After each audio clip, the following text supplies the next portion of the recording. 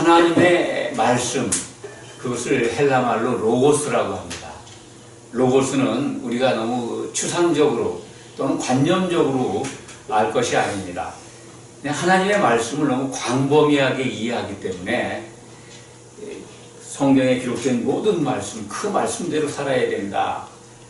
또 그 말씀에 순종해야 된다. 어느 말씀에 순종해야 되는지, 어떤 말씀을 또 지켜야 되는지, 하나님의 말씀은 역사를 기록한 것도 있고 어떤 예를 드신 것도 있고 많습니다. 또 찬송시도 있고, 또 이렇게 하면 안 된다고 본보기로 보여주는 어떤 예도 있습니다. 하나님의 그 논리가 기록된 책, 그걸 성경이라고 하는데, 로고스를 논리, 하나님의 논리로 이해하시면 성경을 해석하고 성경을 받아들이는데 많은 도움이 될 겁니다. 하나님의 논리라고 이해하시면 됩니다. 하나님의 논리는 인간이 갖고 있는 논리의 세계에서 다 알 수가 없습니다. 하나님의 논리는 완전한 것입니다. 불완전하고 부족한 인간의 논리로 하나님의 논리를 다 알려고 또는 그것을 분석하려고 하면 넌센스입니다. 그래서 성경에 기록된 말씀은 반드시 성경에 의해서 풀어야 한다. 성경에 의해서 입증하고 또 해석하면 틀림이 없습니다. 사람의 논리를 가지고 하나님의 논리를 갖다가 이렇다 저렇다 다른 각도에서 보니까 기독교 안에 많은 종파들이 나타난 겁니다. 오늘 말씀 가운데 아주 중요한 이 개신교 교단의 종파마다 다른 해석을 갖고 있는 말씀이 나옵니다. 4절에 나옵니다. 창세전에 그리스도 안에서 우리를 택하사. 창세전에 그리스도 안에서 우리를 택하사. 그 때문에 이것이 이제 칼빈주의자들에 의해서 장로교 핵심 교리입니다. 에베소서 1장 4절의 말씀이 창세전에 우리를 구원받을 성도를 무조건 선택하셨다고 하는 예정론입니다. 이 예정론이 여기서 출발하는 거죠. 장로교의 그러한 교리와는 다르게 또 감리교의 교리는 예지론이라고 그러죠. 예지 예정론이라 해서 이제 구원받을 성도들을 하나님 미리 아셨다. 그래서 그들을 구원에 이르게 한다. 그런데 이제 장로교 교리의 핵심은 무조건적 선택과 불가항력적 은혜. 그래서 반드시 택한 자들은 영원한 구원에 이르도록 하나님이 견인하신다 하는 칼빈의 사상에서 나온 것입니다.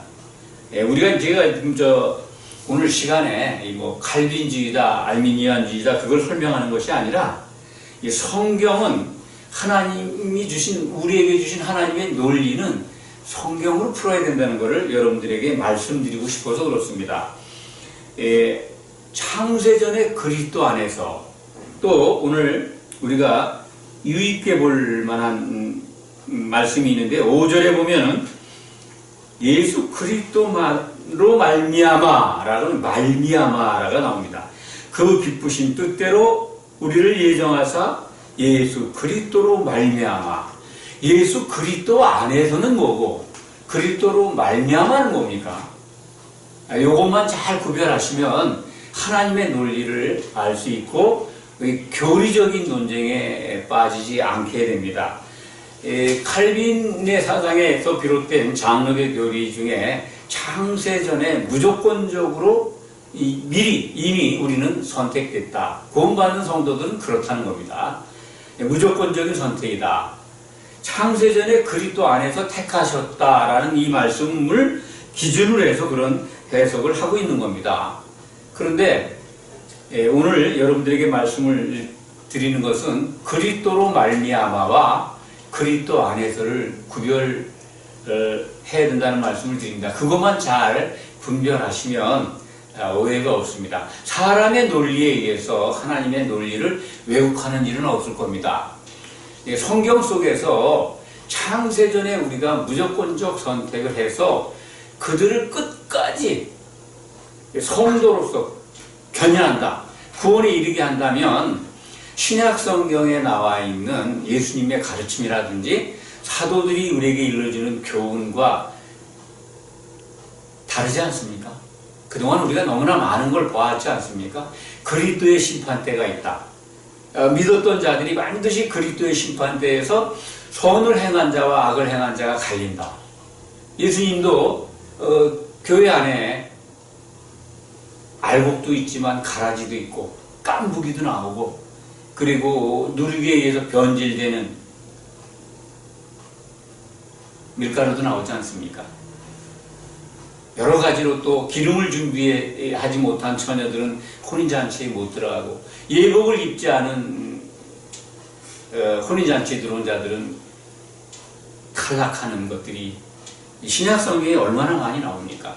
한 번 택해서 창세전에 택했는데 그것이 끝까지 하나님이 책임지고 영원한 구원으로 견인한다고 하는 것이 장로교 교리의 핵심입니다. 뭐 교리를 갖다 제가 분석을 하고 어떤 그것이 옳다 그르다 하는 얘기가 아니라 성경은 성경으로 풀면 답이 나온다는 겁니다. 이 창세전에 그리스도 안에서라는 그 뜻을 이렇게 이해하시기 바랍니다. 창세전에 하나님이 인간 구원 계획을 가지고 계셨다. 창세전에 사람들을 만들기 전에 사람들이 그러니까 타락할 것을 아셨다는 겁니다. 그래서 에덴 동산에 그 가운데 선악을 알게 하는 나무를 배치하신 겁니다. 그 의도가 있는 겁니다. 왜냐하면 하나님의 아들들이 되기 위해서는 과정이 필요합니다. 그냥 신의 아들들이 될 수는 없습니다. 흙으로 빚어진 인간이 그래도 하나님은 창세전에 이 그리스도 안에서 우리를 구원할 계획을 세우셨다. 이렇게 이해하시면 됩니다. 그리스도 안에서 택했다고 하는 것은 그리스도라고 하는 그 예수를 여러분들이 예수 그리스도를 그 이름에 나타나 있는 의미를 잘 이해하고 있어야 됩니다. 예수가 뭡니까? 예수. 우리 주 예수 그 이름이 뜻하는 게 뭡니까? 예수라는 이름이 하나님은 구원이시다. 구약에는 여호수아, 예수와 예수 이렇게 된 겁니다. 여호와입니다. 하나님이십니다. 하나님이 그리스도가 되셔서 사람을 구원해야 되겠다라고 하는 하나님의 지혜, 그것이 세워진 겁니다.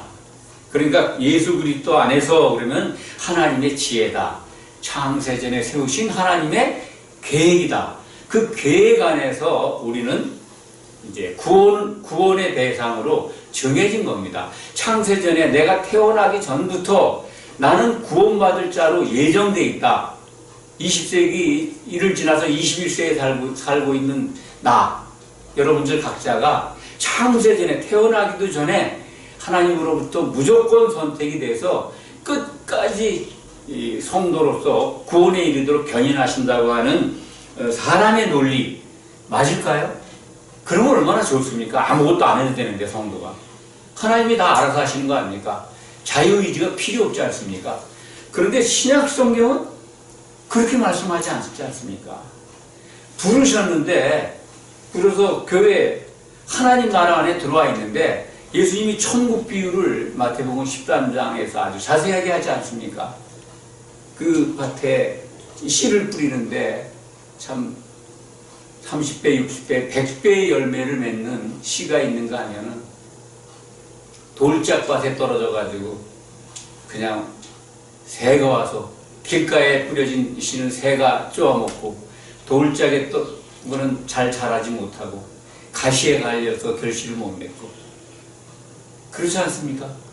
또 참 누룩이 들어가가지고 변질되는 그리고 가라지도 나오고 아주 정확하게 늘 말씀드립니다만 등을 들고 있는 열처녀 가운데 기름을 준비하지 않은 같이 등을 들었습니다. 등을 들었다는 것은 예수님을 믿었다는 거고 예수님을 기다렸던 분입니다.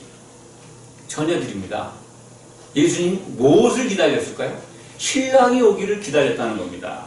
기다리다가 신랑이 더디 오니까 졸잖아요. 잠들었다는 겁니다. 무덤에 들어가 있는 거죠. 세상을 떠났다는 겁니다. 그런데 신랑이 올 때 다 일어나지 않습니까?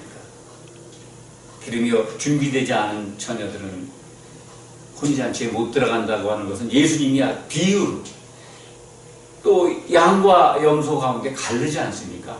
그리스도의 심판대가 있는 것을 신약 성경은 끊임없이 얘기하고 그 그리스도의 심판대에서 선을 행한 자는 혼인잔치에 들어간다고 증거하고 있지 않습니까? 그렇다면 창세전에 우리가 생명을 갖기 전에 이미 예정이 돼 있고 그래서 불가항력적인 은혜로 택함을 받은 성도는 끝까지 하나님이 구원한다는 교리, 이것이 바로 예정론입니다.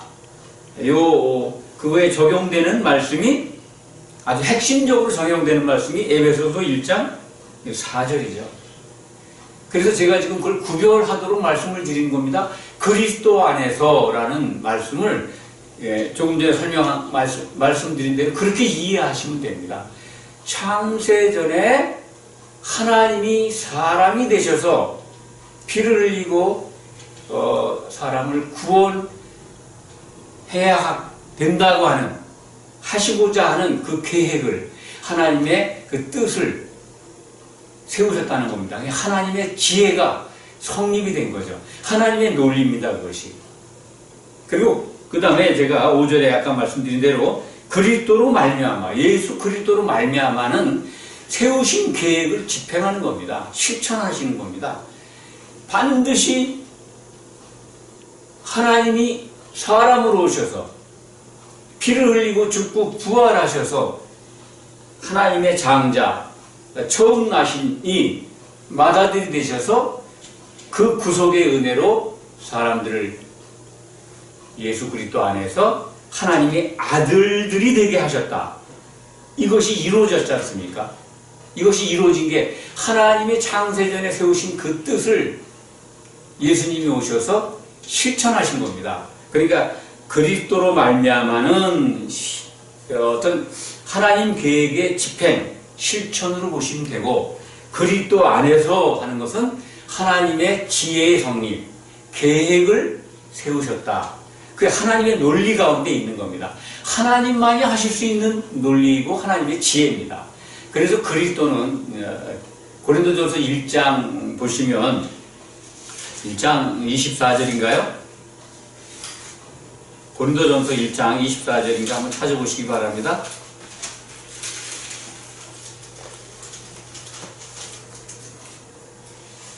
예, 그렇게 되어 있네요. 2장. 예. 고린도전서 1장 24절. 오직 부르심을 받은 자들에게는 유대인이나 헬라이나 그리스도는 하나님의 능력이요 하나님의 지혜라. 그리스도가 하나님의 지혜이고 하나님의 능력이라는 것입니다. 사람을 구원하는데 하나님의 지혜대로 창세전에 그리스도 안에서 그 지혜가 세워졌고 계획이 있었고 그 계획대로 예수님이 이 땅에 오셔서 하나님의 사람이 되신 사건입니다. 피를 흘리고 인간의 죄를 대속하시고 부활 승천하셔서 우리가 하나님의 아들들이 되게 하신 것, 그것이 바로 그것은 하나님의 능력이라는 겁니다. 이제 구별이 되시죠? 그리스도 안에서와 그리스도로 말미암아를 구별할 수 있다면 이런 어떤 칼빈주의의 교리나 알미니안주의라고 그러죠. 감리교 교리의 어떤 뿌리입니다. 그 이제 장로교 교리다, 감리교 교리다, 여러분들은 그것을 굳이 소상하게 알지 않아도 됩니다. 성경은 성경으로 풀어야 된다는 것만 이해하시면 성경적이지 않은 해석이나 성경적이지 않은 사람의 논리는 받아들이지 않으면, 알지 않으면 됩니다. 오늘 이 말씀을 드린 것은 너무나 중요한 출발이기 때문에 그렇습니다. 그리스도 안에서 우리를 택하셨다. 창세전에, 그러면 우리는 태어나기도 전에 이미 우리는 택해졌네? 그리고 거기에서 이어지는 어떤 주의, 사람의 논리는 한번 택한 자들은 끝까지 견인한다. 영원히 구원에 이르도록 한다라고 하는 교리가 나온 겁니다. 그런데 이 구원이라는 개념도 모호하지 않습니까? 지금까지 우리는 아주 자세하게 이 영의 거듭남과 혼의 구원에 대해서 많은 시간 동안, 많은 기회 동안 여러분과 은혜를 나눈 적이 있습니다. 그래서 온전한 구원이라고 저는 표현을 하지만 혼인잔치에 들어가서 예수 그리스도의 몸인 교회로 완성될 때 그것을 성경은 어린 양의 신부로 단장된 것이다 라고 설명한다. 그것이 성경에 그렇게 증거되고 있다 하는 것을 말씀드린 바가 있습니다. 성경이 증거하는 것입니다. 그리고 신약 성경은 끊임없이 우리로 하여금 그리스도 안에서 하나가 되라, 한 몸을 이루어라. 그리고 성도 너희는 그리스도 몸된 교회의 지체다. 우리 자신이 각자가 교회가 아니고, 각자가 성전이 아니고, 각자가 교회가 아니다 라는 말씀도 많이 드렸습니다. 교회의 지체입니다. 그리스도의 몸의 지체들입니다. 그 지체들은 그리스도의 생각이신, 교회의 머리이신 예수님의 생각으로 같아질 때 그분의 몸을 이루는 것이고, 그것이 예수 그리스도의 몸으로 단장되는 것이다 라고 말씀을 드렸습니다. 그렇다면 택함받은 성도는 무조건 영원한 구원으로 견인한다고 하는 논리도 성경적이지 않다. 왜냐하면 교회 안에 들어온 주여 주여 하는 자들이 다 주님의 몸을 못 이루지 않습니까? 기름을 준비하지 않은 다섯 처녀는 혼인잔치에 못 들어가지 않습니까? 그것이 성경의 기록인데 성경의 논리대로 성경을 풀지 않기 때문에 이렇게 인간의 논리를 풀기 때문에 어딘가 성경적이지 않는 부분이 나타나는 겁니다. 그러니까 그런 것들을 분별하고 이것은 성경적이지 않다 하는 것을 여러분들이 깨닫는 그러한 지혜가 주어지기를 간절히 소망합니다. 예정론, 예지론 나중에 이런 부분은 여러분들이 궁금하면 개별적으로도 알려드릴 수 있고 아니면 기회가 주어진다면 또 설교 시간에 좀 더 자세하게 말씀드릴 때가 있을 거라고 생각을 합니다. 하나님이 이 성경 속에서 하나님이 바라시는 게 있습니다. 물론 하나님이 기뻐하시며 세우신 뜻, 아들들이 되는 것, 또 하나님이 이루고자 하시는 어떤 목적, 세우신 뜻, 그게 분명히 있습니다만 그것을 이루신 다음에 받고 싶어 하시는 것이 있습니다. 그것이 이제 창세기부터 나타나는데요. 창세기 9장 26절에 노아가 이 셈이 자기 겉옷으로 자기 수치를 가려준 걸 보고 깨어서 셈의 하나님 여호와를 찬송하리로다 라고 이렇게 예언이라고 할까요? 기도한 대목이 있습니다. 다들 기억하실 겁니다. 이 찬송받고 싶어 하시는 겁니다.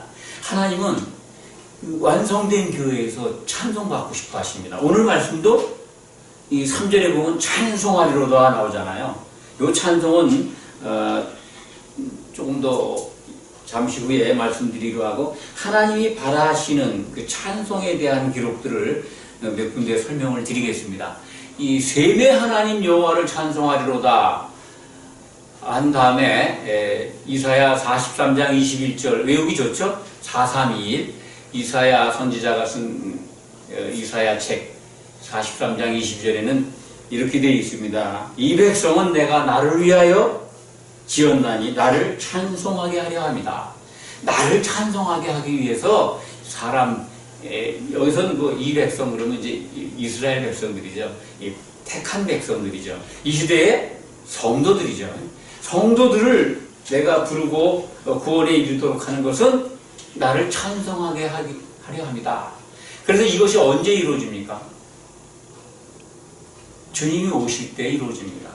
예수님은 이것을 아주 자신의 꿈과 같은 어떤 이 비전으로 예수님의 로망입니다. 반드시 이 주님이 오셔서 성도들과 더불어 하나님을 찬송하시겠다고 약속을 하십니다. 그것은 구약성경 시편 22편 22절에 나와 있고, 그것이 히브리서 2장 12절에 똑같은 말씀인데 그것이 인용이 돼서 증거가 되고 있습니다. 히브리서 2장 12절 제가 읽어드리겠습니다. 내가 주의 이름을 내 형제들에게 선포하고 내가 주를 교회 중에서 찬송하리라. 이것이 시편 22편 22절에 나와 있습니다. 외우기가 좋죠? 시편 22편 22절. 내가 주의 이름을 내 형제들에게, 내 형제들이 이 시편에는 회중 가운데서 교회가 회중으로 나오고, 교회만 회중으로 되어 있는 것 같습니다. 그러니까 똑같은 의미의 말씀입니다. 내가 주의 이름을 내 형제들에게 선포하고 내가 주를 교회 중에서 찬송하리라. 찬송하시겠다는 겁니다. 예수님의 그 뜻입니다. 그게. 그러면 형제들에게, 성도들에게 하나님의 이름을 선포하셨습니다. 하나님의 이름을 선포하고 교회 가운데에서, 완성된 교회 가운데에서 하나님의 이름을 하나님 찬송하겠다는 겁니다. 이 찬송이 무슨 찬송일까요? 찬송에 대해서 설명을 좀 드리겠습니다. 성경은 구약 성경에서 찬송, 하나님을 칭송하고 하나님을 자랑하고 하나님을 뽐내고 참 아주 그냥 입맞춤 하면서 즐거워하고 기뻐하는 그런 뜻입니다. 그것을 할랄이라고 합니다. 할랄. 하나님을 높이고 자랑하는 찬송. 보편적으로 그것이 이 찬송의 대명사죠. 찬송은 노래가 아닙니다. 노래뿐만이 찬송이 아닙니다. 구약 성경에 맨 먼저 나오는 찬송이 바라크의 찬송입니다. 무릎 꿇고 하나님이 우리에게 부어주시는 복을 받아보니 무릎 꿇고 감사하지 않을 수가 없는 겁니다. 그래서 하나님을 찬송하는 것, 바라크의 찬송이라고 합니다. 그 찬송이 바로 오늘 에베소서 1장 3절에 찬송하리로다, 거기에 적용된 의미의 찬송입니다. 바라크입니다. 바라크. 하나님께서 우리에게 하늘들에 속한 모든 신령한 복을 주셨다. 그것을 밟고 보니까 하나님께 감사하지 않을 수가 없는 겁니다. 무릎 꿇고 감사하는 거고. 또 두 번째 찬송을 말씀드린다면은 구약 성경에 주로 시편에 나와 있습니다. 지금 말씀드린 그 찬송이 바라크지만 시편에서는 뭐라고 되어 있냐면 송축이라고 해석이 되어 있습니다. 구약 성경 우리말 성경에는 그 바라크의 찬송을 송축하라라고 해석이 되어 있습니다. 그래서 구별은 할 수가 있습니다. 송축도 찬송이구나 라는 걸 아시기 바랍니다. 그 다음에 구약 성경에서 감사하라 시편에 많이 나오죠. 감사라고 표현된 것도 찬송입니다. 그것은 야다라는 손을 들고 하나님을 찬송하는 겁니다. 야다, 감사로 번역이 되어 있습니다. 그러니까 이 송축 감사도 찬송입니다. 그런데 오늘 특별한 찬송이 나오죠. 예수님이 교회 가운데에서 주를 찬송하겠다고 하신 그와 같은 찬송입니다. 그것이 바로 6절에 나와 있습니다. 오늘 말씀 중에 이는 그가 사랑하시는 자 안에서 그가 사랑하시는 자 안, 그는 하나님이시고 사랑하시는 자는 예수님입니다. 하나님께서 예수님 안에서 우리에게 거저주시는 바 그의 은혜의 영광을 찬송하게 하려는 것이다. 근데 이 찬송이 에베소서 1장에 3번 나옵니다. 12절에도 나옵니다. 12절 번역은 좀 이상하지만 똑같습니다.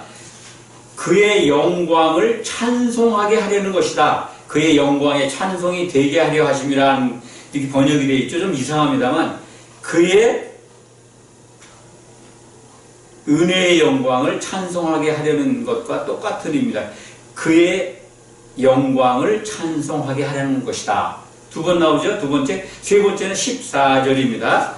그의 영광을 찬송하게 하려는 하십니다. 이 찬송이 바로 할랄이라고 하는, 맨 먼저 말씀드린 하나님을 높이고 자랑하고 칭송하고 참 우리들이 모든 것을 다 표현해서 하는 찬송입니다.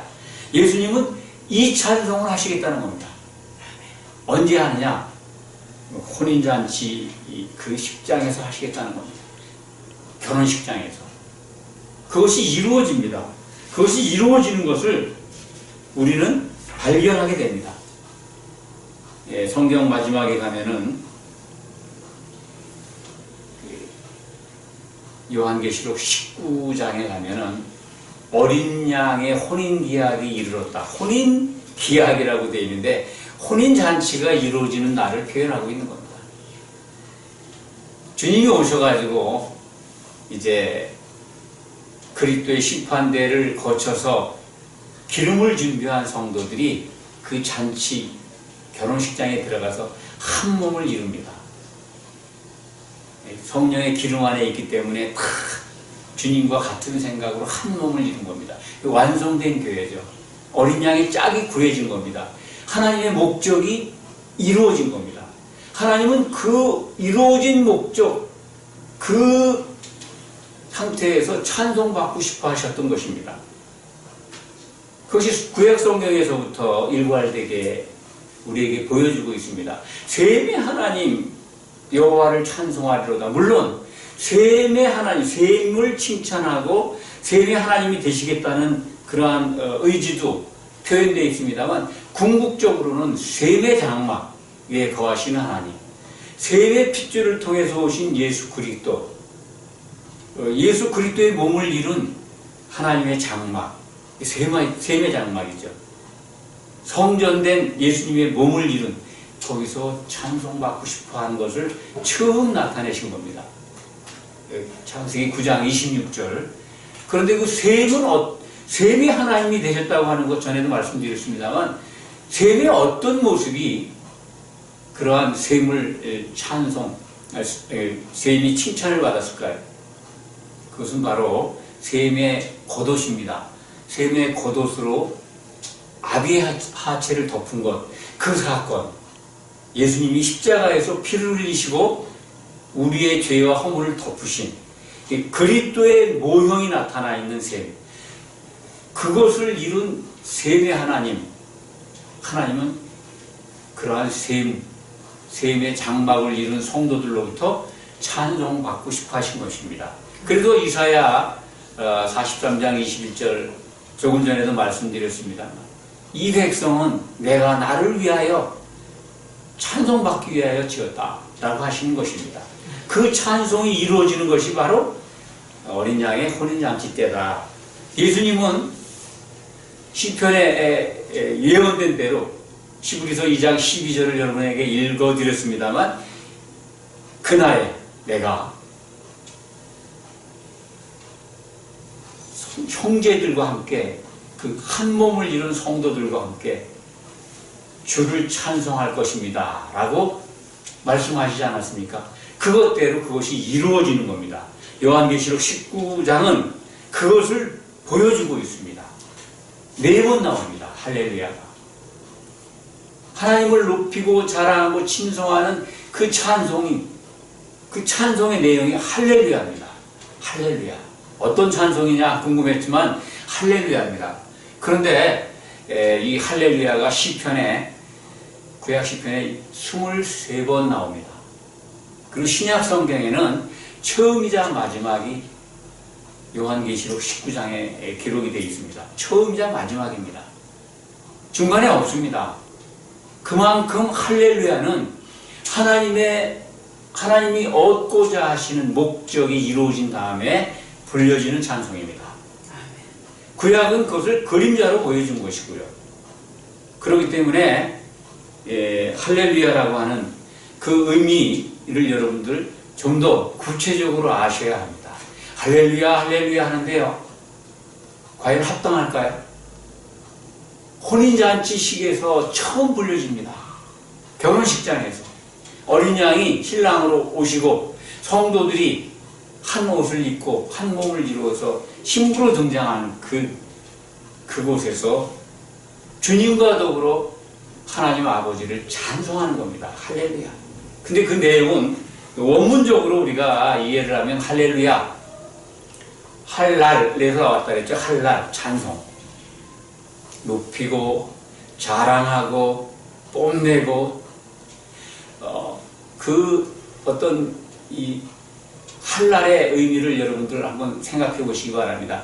창세전에 세우신 뜻, 그리고 반드시 이루시겠다고 세우신 그 하나님의 의지, 그 창세기 2장 24절에 나와 있죠. 에베소서 5장 31절 32절에도 나와 있고, 하나님의 가장 큰 비밀로 기록되어 있습니다. 남자가 부모를 떠나 여자와 그 아내와 합하여 한 몸을 이루도록 하겠다 하는 그 뜻이 이루어졌을 때 찬송이 나오는 겁니다. 그거를 하나님은 받고 싶어 했던 겁니다. 주님은 그것이 이루어지는 결혼식장에서 할렐루야를 찬송으로 외치고 있는 겁니다. 할렐루야 그 뜻을 말씀드린다고 하는 것이 설명이 길었습니다. 할랄이죠. 할랄 식품이라고 우리나라에서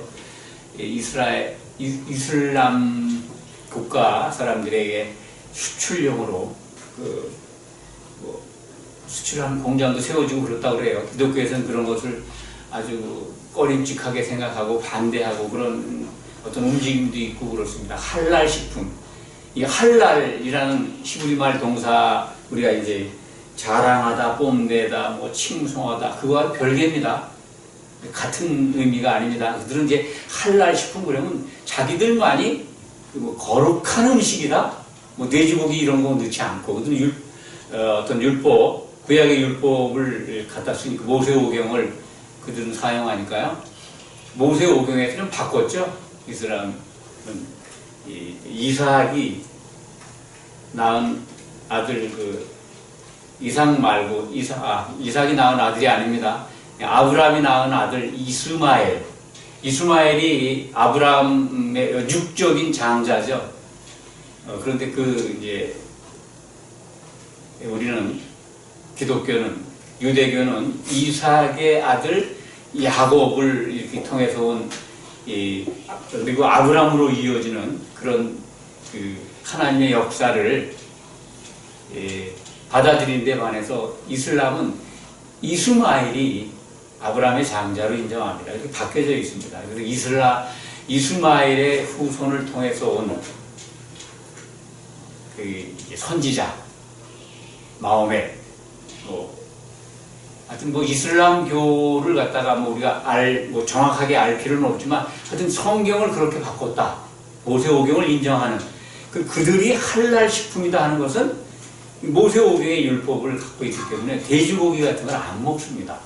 돼지고기가 들어가지 않은 식품들을 만들어서 이제 그들에게 수출을 하겠다, 할랄 식품을 우리가 만들어 수출한다는데 그 할랄과는 구별이 된다. 발음은 똑같죠. 할랄, 하나님을 높이고 자랑한다. 이 할랄에서 온 할렐루야. 할렐루야 하면은 야는 야훼입니다. 여호와. 루가 아마 제가 기억하기는 너희들아, 복수입니다. 여러분들아, 성도들아, 그런 뜻입니다. 할랄, 찬양하자. 명령문이죠. 일종의. 성도들이여 하나님을 찬양하십시오, 그런 뜻입니다. 찬송하십시오. 하나님을 자랑하십시오. 여러분들 성도들이여 함께 하나님을 높이고 자랑하고 뽐내고 그 영광을 드러내시다 하는 그런 뜻입니다. 그러니까 성도들이 한 몸을 이루어서 하나님의 그 세우신 뜻이 이루어진 걸 보고 그 안에 함께한 성도들이 이것을 하나님 정말 그 뜻대로 약속대로 이루셨군요. 감탄하면서 하나님을 찬양하는 겁니다. 하나님이 세우신 최종 목적이 이루어졌을 때 그것을 보고 감탄하면서 감사하면서 아주 행복해하면서 하나님을 자랑하는 겁니다. 그때 부르는 찬송이 할렐루야입니다. 그러면 여러분들 생각해 보시기 바랍니다. 성도 간에 그냥 교회 안에서 할렐루야, 아멘, 이것이 성경적인 할렐루야일까요? 하나님을 정말 그렇게 세우신 뜻이 이루어진 걸 보고 감격해서 감동해서 틀림없이 이루시는 하나님을 발견하고 너무도 주님과 더불어 하는 이 찬송 할렐루야. 물론 하나님의 그 모든 능력과 하나님의 크신 사랑과 긍휼과 보살핌과 은혜를 생각하면 하나님을 항상 높이고 자랑해야 되겠죠. 그 맞습니다. 할렐루야 할 수 있습니다. 그렇지만 그 의미는 정확하게 알고 해야 된다는 것입니다. 그냥 성도 간에 아이고 성도니까 일반 사회적으로 뭐 할렐루야 뭐 이렇게 하진 않죠. 성도 간에는 또는 뭐 예배를 모인 사람들이 서로 할렐루야 할 수는 있습니다. 할렐루야 아멘. 그런데 너무 남발하지 않습니까? 정확하게 의미를 안다면 하나님의 최종 목표가 이루어진 다음에 하나님이 얻고자 하시는 게 뭡니까? 그리스도의 짝인 교회입니다. 완성된 교회. 어린 양의 신부. 한 신부죠. 성도들이 하나의 신부를 이루는 것. 그거 얻는 것. 그것은 새 예루살렘으로 우리에게 주어질 때 완성되게 됩니다. 그래서 하나님은 그 새 예루살렘을 보시고 이루었다 라고 말씀하신다. 아주 기뻐하시는 것이죠. 내가 세운 뜻이 이루어졌다. 그러한 할렐루야 속에 담겨 있는 것은 하나님이 세우신 뜻이 이루어질 때 남자가 부모를 떠나 그 아내와 합해지는 것, 그것이 이루어질 때 그 찬송을 받고 싶어 하시는 겁니다. 그것이 성경에 기록되어 있습니다. 성도라면은 이 성경 속에 나타나 있는 하나님의 논리, 그것을 인간적 논리로 분석하거나 해석해서는 안 됩니다. 하나님의 논리는 하나님의 논리로 풀어야 합니다. 그것은 성경은 성경으로 풀면 됩니다. 성경으로 다 입증하게 돼 있습니다. 사람의 생각이나 주장이 들어가니까 혼란스럽고 대립이 되고 결국 이런 논쟁 때문에 기독교 초기에 중세를 지나면서까지 많은 싸움과 피가 흘렀습니다. 정말 부질없는 싸움들을 많이 했습니다. 하나님의 논리를 사람의 논리로 보려고 했기 때문에 그런 대립과 갈등과 분쟁이 있었습니다. 이제 우리는 이 하나님이 주신 이 하나님의 논리를 통해서 풀고, 그래서 하나님이 목표하신 것이 무엇인지 알게 되었습니다. 그 하나님의 목적을 이루는데 여러분들 늘 하나님을 기쁘시게 하는 게 무엇인지 안다면 성도가 어떻게, 어떤 모습으로, 어떤 자세로 신앙생활을 해야 되고 성경을 보아야 되는가 하는 것을 알게 될 것입니다. 우리는 하나님이 창세전에 세우신 그 뜻을 분명히 알았습니다.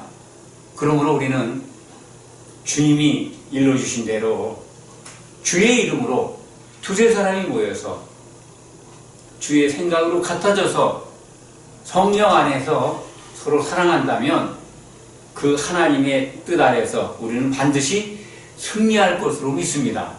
이기는 자가 될 것입니다.